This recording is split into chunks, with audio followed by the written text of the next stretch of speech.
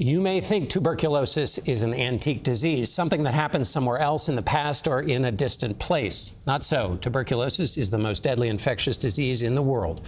Globally, more than 1 million people a year still die from TB. Cases in the United States are rising. The CDC reports cases of the deadly lung infection have increased more than 15% in 2023 compared to the year before.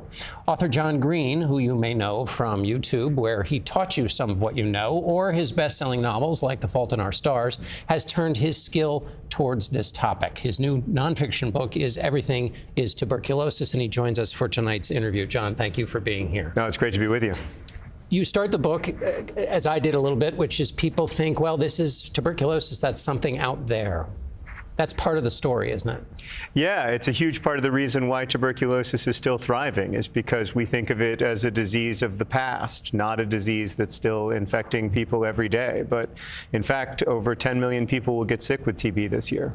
You said the proximate cause is not M. tuberculosis, but Homo sapiens. Yeah, I think ultimately the cause of tuberculosis in the 21st century is us, because we know how to treat and cure this disease. So you can't really say it's caused by a bacteria anymore. It's a bacteria we know how to kill. It's a bacteria we know how to deal with.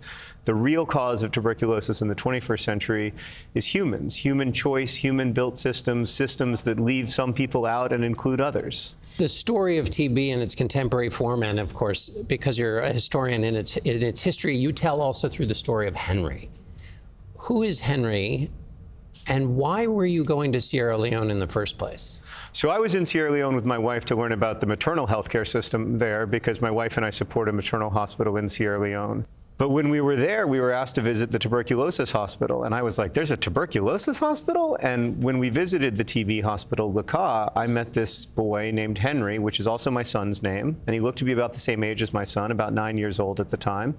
And Henry walked me all around the hospital and showed me the wards and showed me the laboratory. And eventually we ended up back with the doctors, and they sort of shooed him away. And I said, that's the sweetest little kid. And they said, he's not a little kid, he's 17. He just looked much younger because he was so emaciated, first by malnutrition and then by TB. In your last book of essays, you had a sentence that stuck with me when you're talking about humanity's temporal range. And you wrote, such despair only worsens our already slim chance at long-term survival.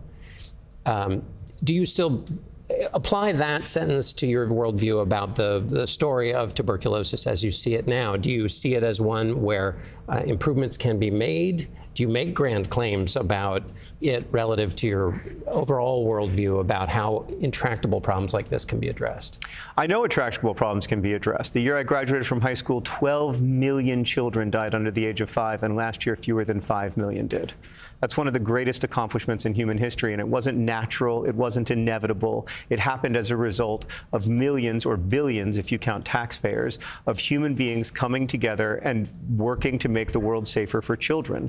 We can do that with tuberculosis. We can do that with other diseases of injustice like malaria and HIV as well. As a novelist, this is a nonfiction, but it's narrative nonfiction. Yeah. How was that experience different? Did you feel like Henry was in the, in the sidecar next to you as you were writing? Did you feel a greater burden because in part you've got another real human's life that you're telling stories about? How was the act of writing different? Well, it is inconvenient not to be able to make things up, for sure. I sometimes wish I could, but in another way, it's very fulfilling. I mean, the truth is Henry's story and the story of his mother and the other stories I tell in the book are so